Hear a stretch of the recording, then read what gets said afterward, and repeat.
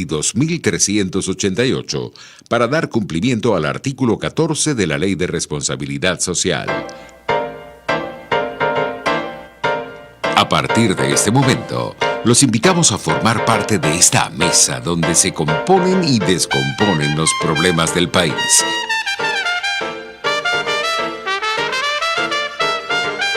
RCR presenta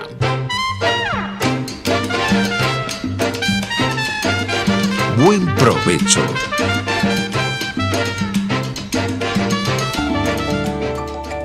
Psicología y Ciudadanía, con la psicóloga Marisol Ramírez.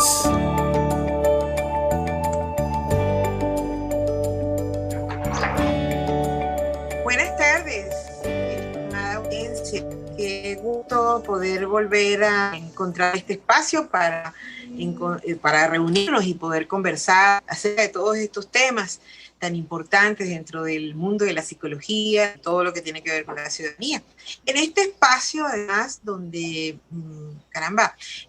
nos tomamos un descanso durante el día, para almorzar, para compartir, sobre todo en estos tiempos, ¿no? Yo quiero, por supuesto, comenzar este programa de hoy, que es muy especial, ya lo van a ver. Agradecer a Jaime Nestal, la Dirección General de la Acción, el hacer posible estos espacios, a Willy Zacaya en la gerencia de producción, a Carla Sons en la producción del programa, y a Gregorio González en los controles. Y por supuesto, a ustedes que nos reciben tan amablemente todos los jueves en sus casas, en sus espacios, para conversar, insisto, sobre esta cosa tan importante como es el construir la ciudadanía desde el mundo de la psicología. Por supuesto que queremos recordarles, como siempre, todas nuestras redes, RCR750 en todas las plataformas digitales, Periscope, YouTube, en Twitter e Instagram, @RCR750, nuestro portal web, rcr750.com. Y como siempre también, las redes más particulares del programa, en Facebook, Psicología y Ciudadanía. Mías personales, marirami.sic en Instagram y marirami.sic en Twitter. El día de hoy, 15 de octubre, ya estamos aproximadamente a un poco más de un mes y medio, ¿verdad? O más del cierre de este año tan particular y tan complicado, tan convulso, ¿no? Como ha sido el 2020 para el mundo entero, ¿eh? A propósito de esta pandemia que ya vemos como inclusive en otras latitudes empieza a dar señales de toda esta cosa impredecible que la misma nos ha mostrado en relación a todo lo que es su contagio y todo su tratamiento.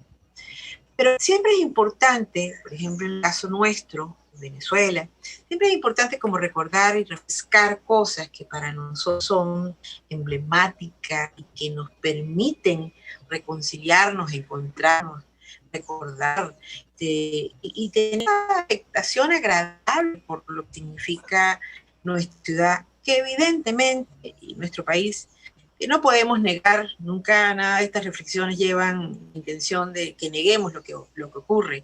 Hoy tanto Venezuela como Caracas está sumamente afectada por todo lo que es la crisis de los servicios públicos.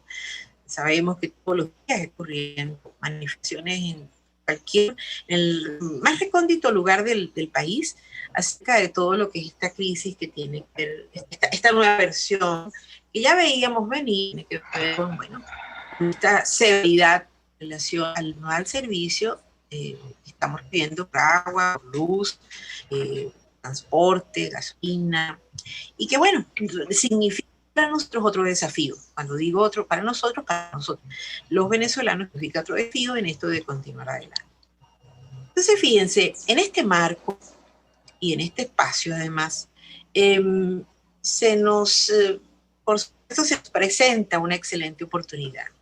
Ya habíamos tenido este contacto en otro momento en agosto, con nuestra querida Denise Armitano, que es publicista, traductora literaria, y es la editora de una página muy especial que les recomendé en aquel momento, y que en este momento hay una cuarta, estamos frente a una cuarta edición, Contexturas, la página contexturas.org, perdón, piso.org. No, Y punto. hemos invitado a Denise. ¿Cómo estás, Denise? Bien, muchas Para gracias. que conversemos con ella, justamente a propósito de esta reflexión inicial, ¿verdad? Pero en un marco distinto, el marco de contexturas, y podamos revisar cosas como este tema propuesto. La ciudadanía, los lugares emblemáticos de la ciudad, los lugares emblemáticos de nosotros los caraqueños, de nosotros los venezolanos. ¿Qué importancia tiene preservarlos? Y sobre todo preservar sus nombres en estos sitios icónicos para nuestra ciudad, que por supuesto tienen una historia. ¿Y quién mejor para acompañarnos en esta fresca reflexión, no más intensa, por supuesto, que nuestra querida amiga Denise Armitano? Bienvenida, Denise. Gracias, muchas gracias. Placer. Fíjate, para mí también lo es, porque además, insisto, querida audiencia, es una delicia, y es así como se los voy a recomendar como quien ve un vaso de agua en un día muy soleado, ¿sí? Poder navegar por la página de Contexturas. Vean, no es porque Denise la tenemos enfrente, no, es una delicia poder navegar allí, leer, y leer con calma, con la pausa correspondiente, cada narración, cada escrito.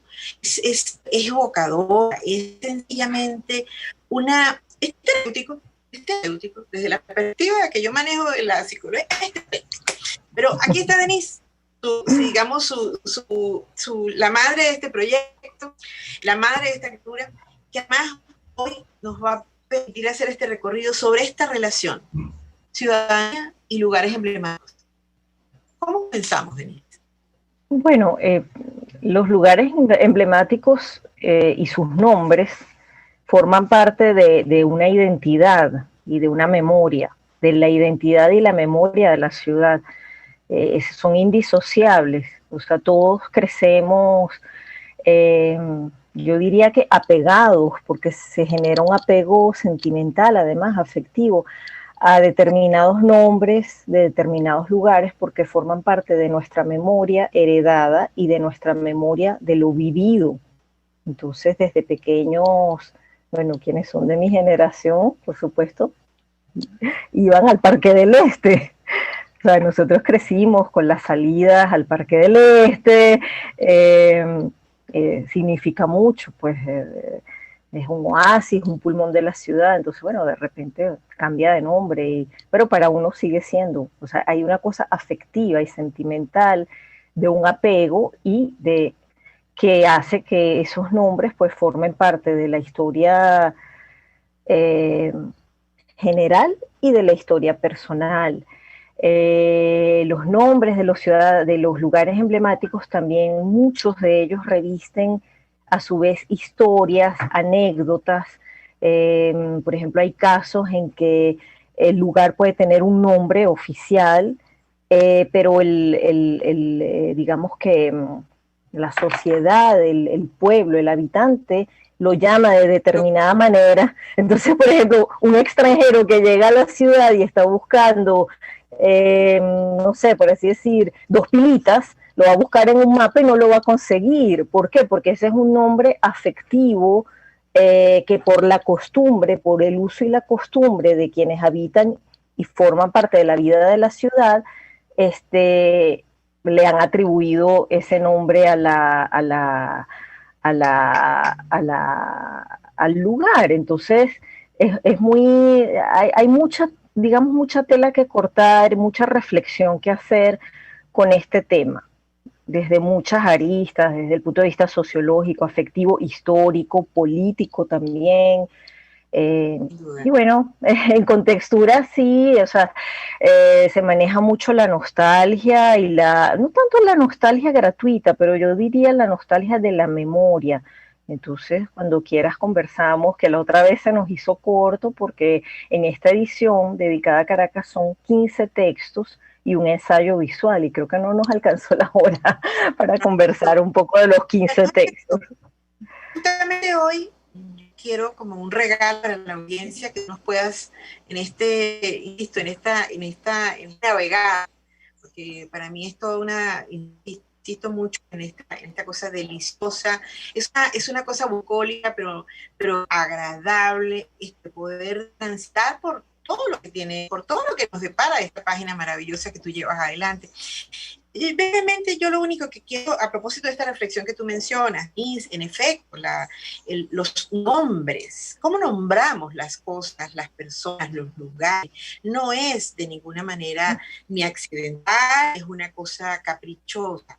Tiene que ver realmente con nuestra identidad, como lo dijiste, y con nuestra historia. Y yo insisto mucho al decir que no honra su historia y finalmente ha de poder avanzar de manera constructiva con relación a su propio quehacer.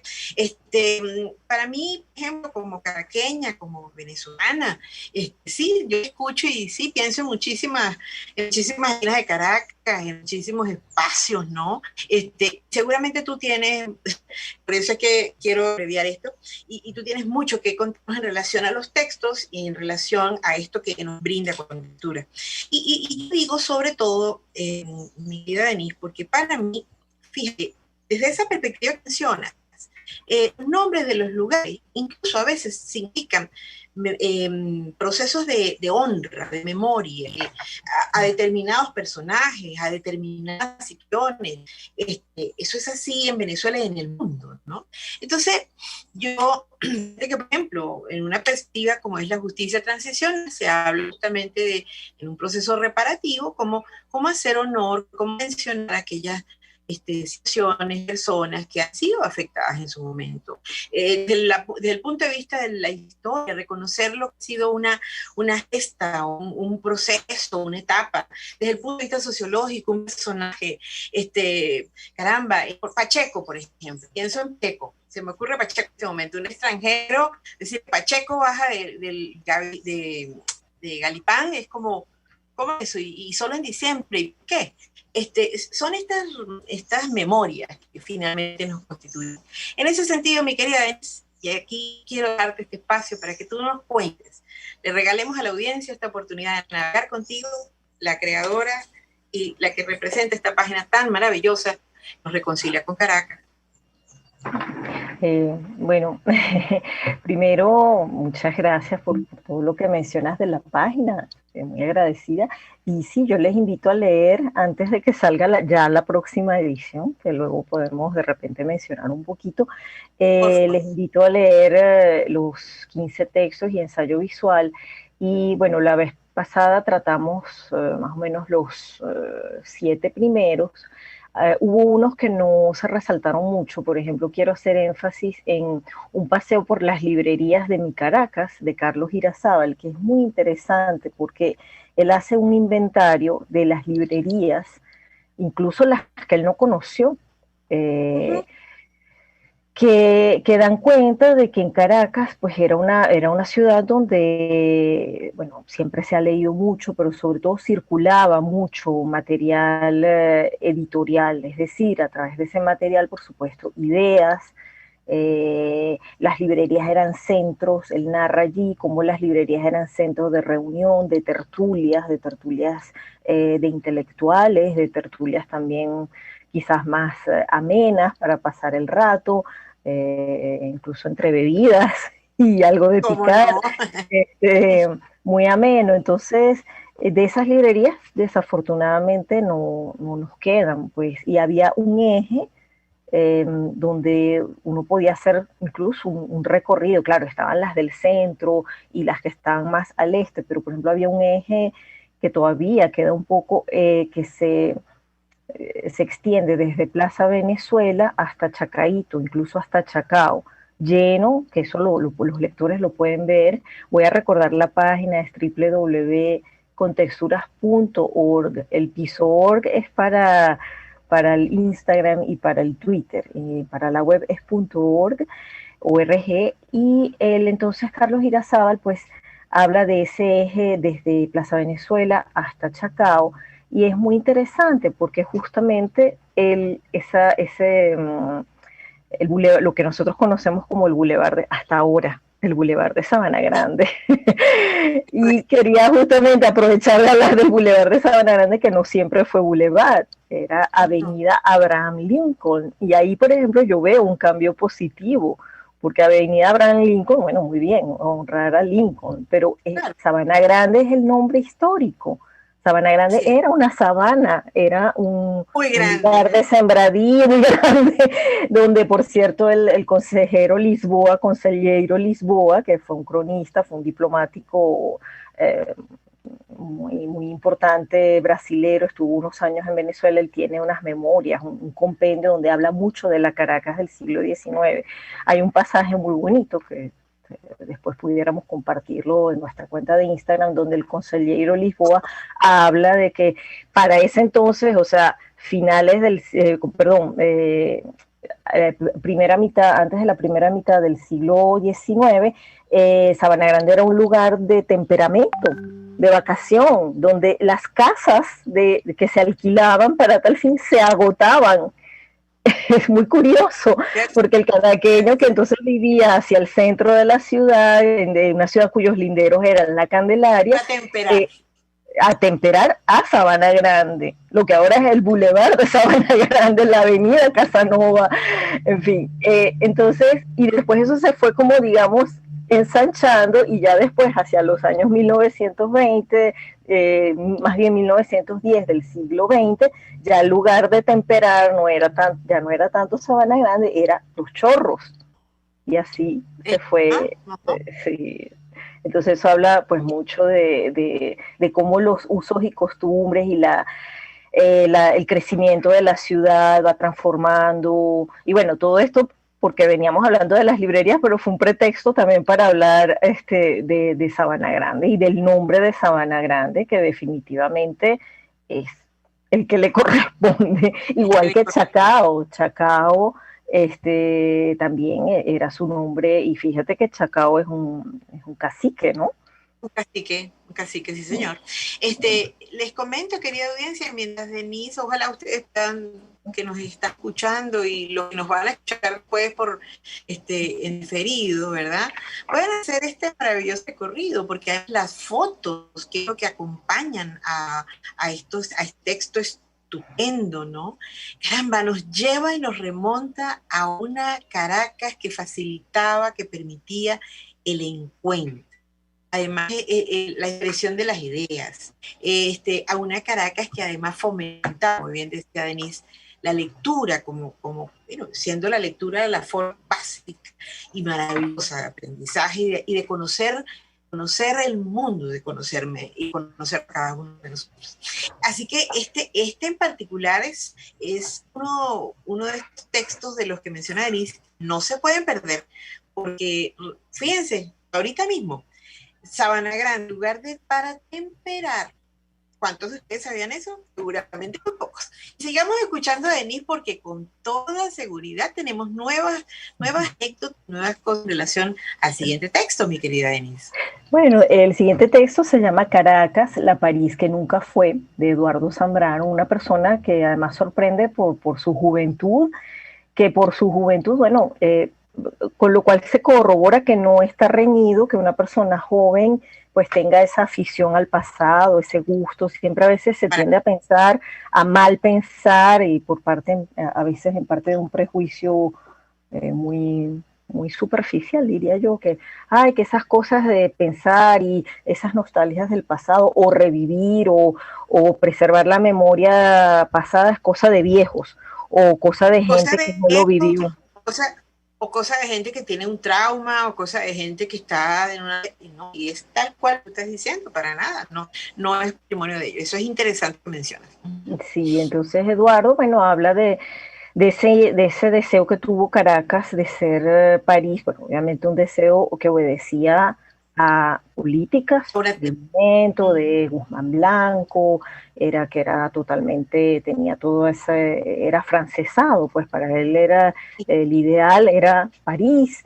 Entonces, bueno, se buscó, se construyeron muchas cosas, los teatros, o sea, como un tejido de ciudad civilizatorio a finales del siglo XIX. Entonces los teatros, el Calvario, bulevares, o sea, toda esta cuestión de la ciudad, el papel moneda, en fin, galerías mercantes, para emular a París. Eso cambia después, ya con Cipriano Castro y sobre todo con Gómez, la estética cambia a una estética neohispana. Él lo habla allí. Ahí vemos todas esas casas. Bueno, pienso, por ejemplo, hay muchas que todavía Está el Templo Masón, por ejemplo, que allí sí, hacia cerca del Banco Industrial, del Banco Central, perdón. Central, perdón. Claro, porque Guzmán tenía esa inclinación, pero después ya entonces se impone el estilo neohispano, vasco, de arquitectura vasca, o Manuel Mujica Millán. Hay muchas quedan todavía casas hermosas, muchas también han sido demolidas y eso es una gran pena. Entonces él habla de eso, y después nuevamente el plan Rotival, esta cuestión de modernizar el centro, con el centro Simón Bolívar, y después el eje hacia el sur, con los próceres, el Paseo Los Ilustres, los próceres, todo ese eje del hipódromo, de la Rinconada. Eso se habla en un texto que tampoco tocamos mucho la vez pasada, que es el de Richard Aranguren, que se llama Modernidad al Sur. Ese texto es muy interesante porque habla, entre otras, de las historias de los hipódromos de Caracas. El primero de ellos estaba en Sabana Grande, justamente, y hay prueba de ello, pero claro, ya en una época más tardía de cuando la gente iba, o sea, después de cuando la gente iba a temperar. De hecho quedan testimonios con pinturas de Arturo Michelena que se llama Hipódromo de Sabana Grande. Ese hipódromo es sustituido por un hipódromo en El Paraíso, ya al sur de la ciudad, que a su vez es abandonado para un nuevo hipódromo en los años, se supone que lo iba a inaugurar Pérez Jiménez, pero bueno, ya conocemos la historia. Terminó, cosa graciosa, inaugurándolo Rómulo Betancourt, siendo una obra de la dictadura. Entonces, bueno, pero él estuvo allí para cortar la cinta y entonces, bueno, es muy interesante ese texto porque habla, además, él mezcla el arte, él es curador de arte, el autor Richard Aranguren, habla de las colecciones que están en nuestros museos, Museo Alejandro Otero, en la Galería de Arte Nacional, en el Museo Arturo Michelena, que están relacionadas con ese tema hípico, que siempre ha sido un tema, por lo menos a Michelena. Incluso se sabe que Michelena, quien murió muy joven, por cierto, era aficionado al hipismo y tenía caballos de carrera. De hecho, fíjate que esa zona de la Rinconada, bueno, se llama la Rinconada como el hipódromo, pero también le dicen hipódromo. ¿Por qué? Porque entonces es el sitio emblemático donde prevalece más que el nombre, el uso, o sea, el hipódromo. Y es bien interesante porque eso pasa en muchos lugares de Caracas. Sí. Lo que vale es el uso de la calle, del lugar, de la zona, de lo que allí ocurre, pues, es lo que vale, ¿no? Es un texto estupendo, de verdad, amigos, amigas, las fotografías, mira, esto yo siento, y me Denise, antes de que comentes el siguiente, esta página le brinda, inclusive tiene la versatilidad, o yo lo veo de esta manera, y creo que seguramente ustedes también, porque esto puede ser un preámbulo maravilloso para todo lo que tiene que ver en una clase que por hoy que estamos en este tema de la escuela a través del internet. Para cualquier maestro que tiene que trabajar el tema de lo que anteriormente era moral y cívica, pero que hoy por hoy eso, los estudios sociales, el tema de la historia, ubicar a los niños, a nuestros muchachos, porque no hablemos de nuestra generación o de las que nos siguieron, sino nuestros propios muchachos, nuestros niños hoy, que necesitan sentir arraigo y aprecio por esta ciudad. Entonces esta página, mi querida audiencia, es fundamental Para cualquier maestro, maestra que nos esté escuchando, navegar por aquí. Dime, Denise. No, bueno, arraigo, y también hay un tema con la estabilidad. Aquí tengo un comentario, justamente es interesante recoger cosas que dicen las personas y de repente con las cuales uno concuerda. Voy a leerlo rapidito. Por favor. Hay que decir que el nombre o los nombres, digamos el nombre como genérico, los nombres de los lugares, más si son emblemáticos, obedecen a una tradición. Entonces, sí.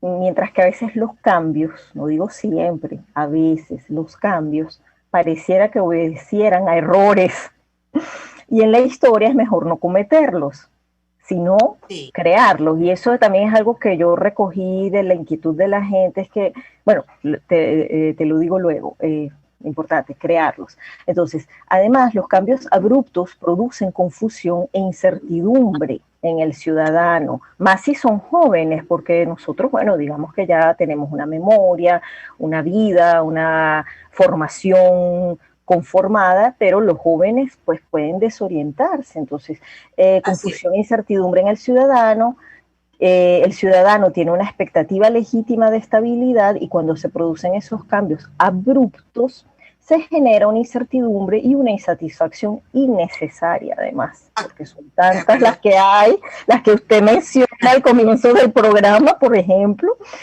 La historia no debería borrarse, sino enmendarse con nuevos hechos y nuevas obras. Y eso sí me pareció un comentario muy acertado de alguien que, ¿por qué cambiarle el nombre a algo que ya está hecho? ¿Por qué no hacer cosas nuevas, verdad, que son necesarias? Nuevas estructuras, nuevas infraestructuras, ofrecer nuevas, y allí pues se le ponen los nombres que le guste. O que sean digamos, los que respondan al objeto, ¿no? Además, fíjate que una cosa que agregaría, estoy segura que la persona que te compartió ese estúpido comentario, y tú y yo vamos a estar de acuerdo para compartirlo con la audiencia, además generas poco aprecio.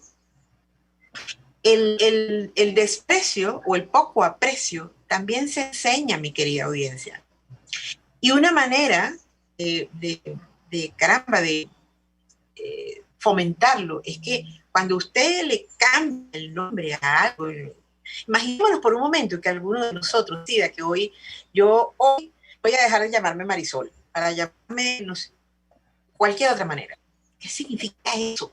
El componente emocional que va, digamos, en esa acción, genera poco aprecio. Y si nosotros no somos capaces entonces de apreciar palabras maravillosas, como este comentarista lo decía, tiene que ver con la historia, que tiene que ver con esos errores, sin duda, oye, es sumamente complicado. No sé si creo que, déjame, en efecto, vamos a ir concluyendo. Carlita nos está avisando, mi querida Dani, es que este tema es tan maravilloso que a mí se me pasa el tiempo, a Dani se le pasa el tiempo, y seguramente a ustedes cuando naveguen por la página se les va a pasar el tiempo. Entonces, fíjense, Carla nos hace la observación, vamos a hacer un corte, mis queridos amigos, pero por favor, no se muevan de ahí. Denise Armitano, encargada, diseñadora, además creadora de esta página, tiene mucho que comentarnos a propósito de este regalo para Caracas, con texturas, piso, RG. No se muevan y ya volvemos. Usted escucha Buen Provecho por rcr.tv, la radio que se ve. Sintonícenos a través de Periscope, @RCR750, la radio que se ve. Mis amigos, una empresa comprometida y responsable con su personal es una empresa segura, y Produzca es la compañía pionera en Venezuela que ofrece la mayor cantidad de equipos de comprobada calidad para garantizar la seguridad integral de toda la nómina industrial de cualquier empresa. El catálogo de Produzca es inmenso, todo tipo de guantes, cascos, accesorios y productos varios de protección para tu personal. Conoce más de Produzca en www.produzca.com. Produzca, seguridad en tu empresa de los pies a la cabeza. Dosis Alternativa es una ventana abierta donde usted hallará respuestas a diversos temas de salud que nos preocupan. La distensión abdominal, muchas personas lo plantean como una enfermedad. Sin embargo, la distensión abdominal, más que una enfermedad o una condición, es un síntoma y es un motivo de consulta sumamente frecuente entre los pacientes que van al gastroenterólogo o que vienen a la consulta de gastroenterología. Dosis Alternativa les hace llegar de una manera sencilla y amena la orientación de profesionales que necesita para comprender y manejar correctamente situaciones de nuestro día a día. Los resultados del laboratorio tienen que ser interpretados con la clínica del paciente. Si bien es cierto, siempre es bueno hacerse exámenes médicos por lo menos una vez al año, también es bueno hacerse también la evaluación clínica, no solo hacerse el examen de laboratorio, sino también ir al médico internista, hacerse un chequeo general anual. Dosis Alternativa con Marilia García y Jackson Vargas, de lunes a viernes a las 9:30 de la mañana, solo por RCR, la radio que se ve. De costa a costa, cada semana, usted podrá ser parte del sentimiento varguense que inundará la señal de RCR, el Pitazo en Vargas. Acompaña a Luis López en el recorrido por la ruta de la actualidad informativa en el litoral. Comentarios, denuncias, reportes de tránsito y cómo están las playas. Información de primera mano de todo lo que ocurre en el estado Vargas. El Pitazo en Vargas, todos los domingos, a partir de las 8 de la mañana, por RCR 750 AM. Cómo prevenir enfermedades, cómo actuar en casos de emergencias médicas, cómo mantener una buena calidad de vida. Todas estas interrogantes tienen su respuesta en RCR Salud. Todos los domingos, con el Dr. José Eduardo Troconis, comparte con nuestros oyentes notas de bienestar físico, salud mental y social para el buen desarrollo del ser humano. RCR Salud, todos los domingos a las 10 de la mañana, por RCR. La conferencia episcopal, amigos míos, o mejor dicho, esta gente que se ha arrogado la representación del clero en Venezuela, de la Iglesia Católica, se ha arrogado la representación, estos 7 altos jerarcas de la Iglesia Católica venezolana. Esta gente está llamando a votar y le está mandando un mensaje, no a García, a Guaidó. Pero es que no se han dado cuenta, no hay nada que pueda proponer Guaidó. Y yo no estoy defendiendo a Guaidó porque la respuesta que hace Guaidó es peor todavía a la crítica que le hace la conferencia episcopal. La respuesta de Guaidó es una colección de lugares comunes. Porque sencillamente no puedes ni dialogar, sencillamente no vas a potenciar ninguna unidad de nada, eso no sirve para nada en realidad, eso da igual. Sencillamente da igual que tú quieras la libertad, el progreso y la democracia porque el chavismo no quiere eso y tú no tienes cómo imponerle lo contrario. O sea, da igual y uno se siente aquí en un loop, uno se siente en un círculo vicioso, uno se siente en una repetición. Yo me siento en el año 2002, me siento yo en este momento. Le cambio la cara a Guaidó y le pongo la de Timoteo Zambrano. O le pongo, no sé, cualquiera de los que estaban en la Coordinadora Democrática y queda igual. Y así nos va, pura cabilla. Lara y Hernández descosen y revelan los secretos más oscuros del acontecer político. Y así nos va, de lunes a viernes a las 4 de la tarde. Radio Caracas Radio, porque lo bueno une. Mingo, ¿y qué te dijo tu vecina hoy? Mingo, ¿no crees que el salario mínimo mensual debería ser el detonante? ¡Pum! Tipo estallido nuclear. No dije estallido social, no, Mingo. Necesitamos que el estallido sea apoteósico y nos sacuda bien sacudidos y nos mueva el piso y nos haga reaccionar. Entonces el estallido tiene que ser nuclear. El social ya se ha medio asomado, ya ha tenido varios intentos y el régimen los aplaca rapidito. Pero como ahora sí es verdad, chico, tenemos el salario mínimo más chirriquitico del mundo, a lo mejor, y es el detonante, Mingo. Mira, chico, es que me vienen a la cabeza todos esos viejitos, jubilados, profesores, enfermeras, maestros, que terminan haciendo otras cosas muy distintas a sus oficios o profesiones porque ganan más limpiando apartamentos, por ejemplo, que enseñando en una escuela. Ahí tienes tú la muestra de la desprofesionalización desprofesionalización del país. Eso es lo que buscan estos ampones, porque mientras más desprofesionalizados, mejor para ellos. Por cierto, Mingo, a partir de hoy, para ver si aumento mis ingresos, voy a hacer galletas por encargo. ¿Cuántas vas a comprarme? Esta noche te las llevo para que las pruebes. Cambio y fuera. Por todos los medios, con Mingo, de lunes a viernes a las 8 de la mañana, por rcr.tv, la radio que se ve. RCR 750 AM, porque lo bueno une. Los grandes temas se debaten en la mesa. Buen provecho por rcr.tv, la radio que se ve. Y síganos en Twitter, @RCR750. Bueno, querida audiencia, aquí estamos de vuelta con Denise Armitano, creadora y responsable de una página maravillosa, contexturas.org. Contexturas.org. La pueden, por supuesto, luego encontrar en Instagram y Twitter, para que puedan también llevar un registro de esto. Aquí tenemos entonces a Denise. Denise nos está comentando, ¿verdad? Sobre todo en esta página tenemos una serie de, insisto, de maravillosos textos, además divinamente acompañados de fotografía, que tienen muchísimo que ver con todo lo que es Caracas.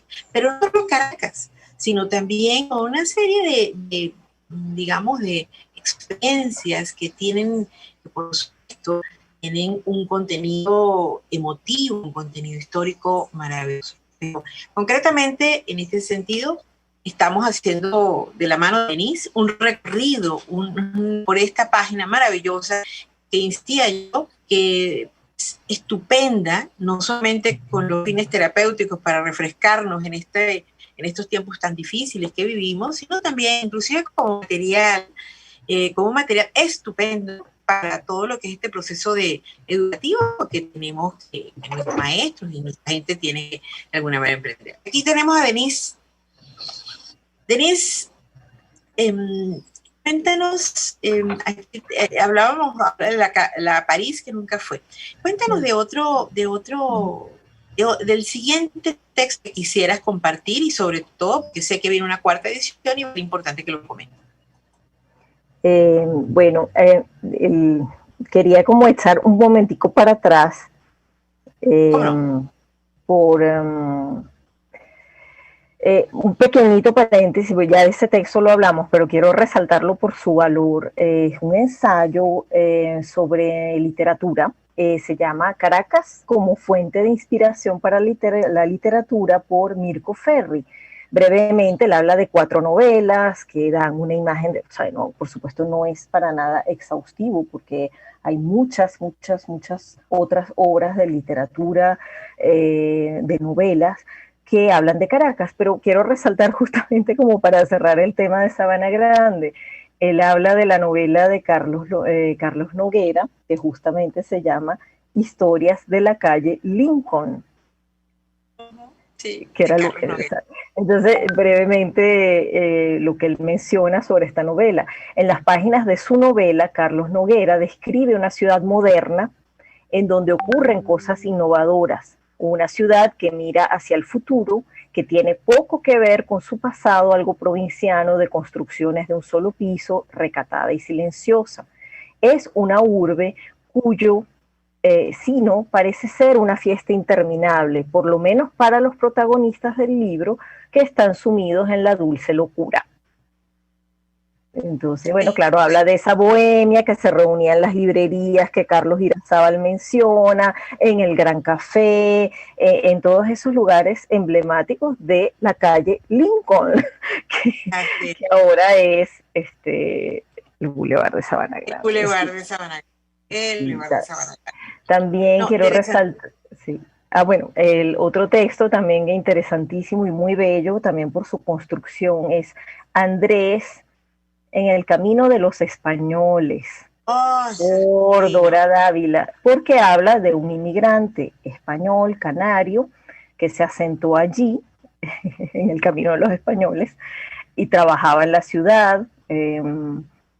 Pues trabajaba, generalmente ellos tenían como unos oficios bien definidos. En este caso el señor trabajó de mesonero en un restaurante, y después, bueno, también muchos se dedicaban a la agricultura y a negocios relacionados con las hortalizas y esas cosas. Pero bueno, en este caso es muy bello el texto porque es a partir de un archivo, de 3 archivos familiares con fotografías, pero bueno, lo dejo así a manera de jocosa. Esperemos que no le cambien el nombre al camino, porque son españoles. Sería una pena porque, bueno, ellos era el camino de los españoles, históricamente era.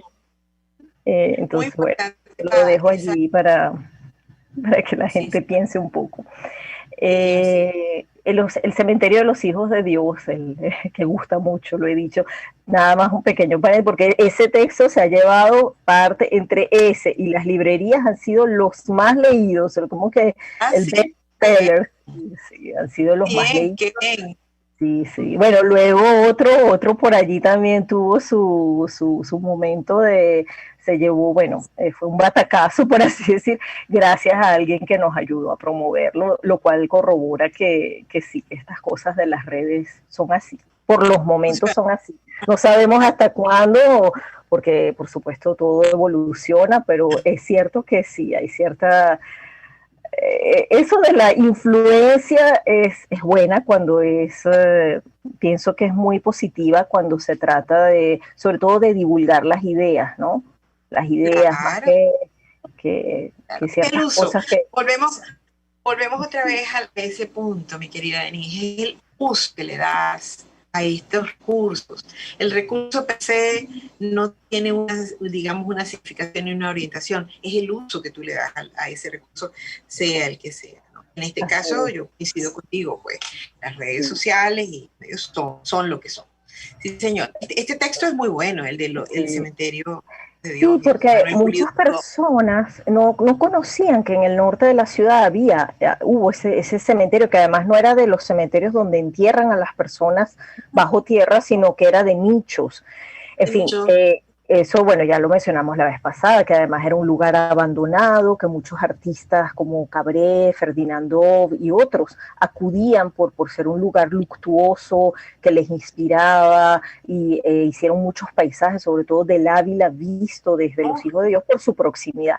Pero lo que quiero resaltar con los nombres es que ese cementerio finalmente, después que fue abandonado, y de eso vamos a hablar en la próxima edición, de qué pasó con las personas que estaban allí, qué pasó con esos difuntos. Eso lo va a narrar ese mismo autor, que es Manuel Pulido, en la próxima edición. Interesante. El cementerio, claro, los difuntos tuvieron que ser desplazados, ¿no? Con todo el respeto y todo eso, pero luego ya en los años 50 el cementerio es arrasado completamente y se construyen unos bloques ¿cómo se llaman los bloques? Los hijos de Dios. Los hijos de Dios. Ese era un paréntesis que quería hacer entonces. Qué interesante. Así como eso vamos a encontrar cantidad de detalles. Denis, ¿qué nos comentas del lugar ideal a una ciudad ideal con semejante foto de cabeza?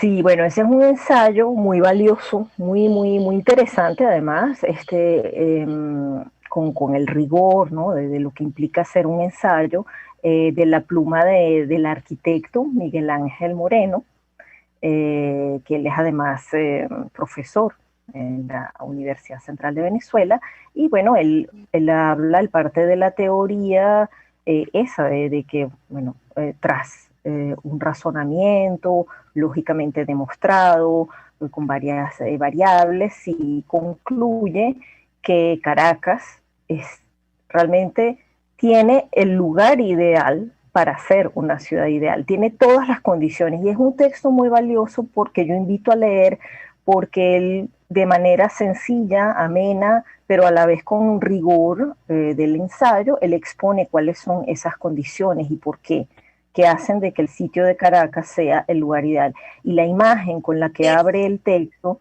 es verídica, no es un montaje. Mucha gente cree que es un montaje, no. Esa es tal cual el Valle de Caracas para 1940, muy, o sea, abrumadoramente hermoso. Abrumadoramente hermosa, ¿no? Este texto me parece interesantísimo, vuelvo una vez por el uso de las cosas que hacemos, porque él concluye con 7 razones por las cuales él piensa que Caracas es el espacio ideal para la ciudad, el Valle de Caracas, ¿no? El espacio ideal para la ciudad ideal. Me llama tanto la atención porque en una de ellas, bueno, rápidamente, él habla en primer lugar, la topografía del lugar, del terreno, ¿no? En segundo lugar, la tierra fértil y la vegetación, ¿ah? En tercer lugar, el clima. Cuarto lugar, esto me pareció, wow, el agua, señores, el agua, dice acá, cuenta con grandes cantidades de agua dulce que permite utilizarla para el consumo humano y un lecho rocoso. Y cualquiera de los que nos está escuchando, Denise, dirá, ¿y todo de dónde salió? Caracas no hay agua, ¿no? Pero fíjate tú, qué interesante esto. En quinto lugar, el viento. En sexto lugar, menciona la manera como fluye, como circula. La geomorfología, que tiene que ver fundamentalmente con cómo este carácter plano, ¿sí? Este carácter plano, que si bien es verdad que es libre de inundaciones, pero tiene serie de comentarios, de beneficios. Y por último, el cruce de caminos. Y eso es una realidad. Y si no, que cualquiera de los que nos escuchan lo puede ver. Nosotros podemos llegar a Petare, a Catia, a Caricuao, por diversísimos espacios. Es que es increíble. Les insisto, mi querida audiencia, es terapéutica esta página, mi querida Denise, es terapéutica. Bueno, en Caracas sí hay agua, No. El problema es que no está distribuida, no hay servicio de agua. No, por eso es que han proliferado tanto la construcción de pozos profundos. Ha sido la gran solución para muchos condominios, para muchos edificios. Cuesta, pero la gente se olvida de ese problema que afecta tanto el día a día y que, bueno, amarga la existencia cuando no... Lo viable de la vida, ¿no? Lo digno de la vida. Este es un texto de verdad, amigos, que tienen de alguna manera que por supuesto, de hallar. Soledad Sonora. ¿Qué nos Soledad Sonora. Bueno, es más, eso es algo más, un texto muy de reflexión, muy, yo diría, espiritual. Está la ciudad presente, no hace ninguna alusión, digamos, a un lugar específico. Sí se puede inferir la zona en que se desarrolla, pero digamos el valor, lo interesantísimo de este texto es que fue generado durante los inicios de la cuarentena. Entonces todo esas cosas que suceden cuando la gente vive encerrada y entonces todos están en un mismo edificio y todo, o sea, cómo se permea la vida del otro a través de las paredes, los sonidos, por eso es que se llama Soledad Sonora. Es un texto muy bello que invito a leer. Sí, además también quiero resaltar que están todos acompañados de imágenes, por supuesto, hay mucho cuidado y sobre todo yo digo que más que cuidado, en lo que a mí respecta como editora es una necesidad. Yo tengo la necesidad de acompañar los textos con imágenes. Bellísima, bellísima. Porque aprecio mucho el lenguaje visual. El lenguaje visual. Mi querida Denise, justo a propósito de eso he dejado para el final uno me parece absolutamente, bueno, todos, aquí todos dirán que sí, que todos son absolutamente maravillosos. Es el que, por supuesto, es de tu autoría. Caracas de cines y películas. Señores, por favor, amigos, amigas, no pueden dejar de leer, pero oigamos de la boca de Denise justamente las mejores y las mayores observaciones de texto. Bueno, gracias. Yo sé que queda poquito tiempo, pero antes de hablar del mío, tengo el deber justamente de mencionar muy rapidito el que ha batido récords de audiencia, que es Mis años en San Bernardino, de mi buen amigo historiador Carlos Valladares. Les invito a leerlo. Muy bello sobre la urbanización donde él reside. Y sí, Caracas de cines y películas realmente, bueno, ahí yo tengo que aprender a manejar voy a tener que aprender a manejar, no la frustración, pero sí el hecho de que no todos los textos que yo escriba o voy a escribir en el futuro van a gustar tanto como este. Eso es algo que todo creador tiene que saber, que no siempre lo que hace tiene tan buena acogida, pero este texto sí, ha gustado muchísimo. ¿Por qué? Porque es un tema con que mucha gente se identifica. El cine forma parte de la cultura popular, forma parte de nuestras vivencias como caraqueños, hay muchos recuerdos asociados, y entonces, ¿qué es lo que yo hablo? Yo hablo de lo que es mi recorrido de vida. Hablo de 45, bueno, porque yo empecé a ir al joven muy pequeñita, muy pequeñita fui al cine, siempre he ido al cine y me gusta. Claro que de unos años para acá eso se ha ya restringido, y hablo mucho de las salas que han desaparecido. Entonces, fíjese qué interesante que, por ejemplo, uno dice, sí, te espero en la esquina del cine Broadway, por ejemplo, pues vamos a darnos una cita ficticia hoy en día, te espero en la esquina del Broadway, que era este cine que quedaba en Chacaíto. Resulta que el cine Broadway ya no es tal. El cine Broadway es ahora un templo de culto evangélico, como muchos que cayeron en desuso, y como son salas grandes, se propicia que transforman su uso a templos, a este tipo de congregaciones. Por ejemplo, el Obelisco, hago énfasis en el Obelisco, que era uno de mis cines favoritos por la programación que tenía. Hablo, por ejemplo, de la función de medianoche, pero el Obelisco se llamaba, y existe. El Obelisco ahora funciona como me enteré en mis pesquisas, que funciona como un estudio de grabación, pero ya no es sala de cine. El Obelisco, ¿por qué se llamaba Obelisco? Porque estaba en Altamira, cerca del Obelisco, por ejemplo. Y así, bueno, hablo de la valoración del cine como hecho social, de recreación, y sobre todo que debería estar al alcance. Y termino con una cita valiosísima de Nicolás Sidorkov, que es un arquitecto, autor, y menciono este texto se basa en 2 libros, investiga a partir de 2 libros de Guillermo Barrios y de los 2 arquitectos, y Nicolás Sidorkov, que habla, es increíble, ¿no? Es un calco, esa cita final es un calco de nuestra época. Él habla de que en la Segunda Guerra Mundial, él dice, con este problema mundial, entonces yo asocio este problema mundial a la pandemia. Claro, nosotros no podemos ir al cine ahora, ¿no? Pero el cine, ha habido unos ensayos de hacer cine al aire libre, algunos muy fallidos y otros que han sido beneficiosos. Recientemente hubo un festival de cine neerlandés de los Países Bajos, y se hizo, me pareció precioso, a través de Gran Cine, se hizo una proyección al aire libre en Chacao, en Baruta, y me imagino que hacia otros municipios de la ciudad.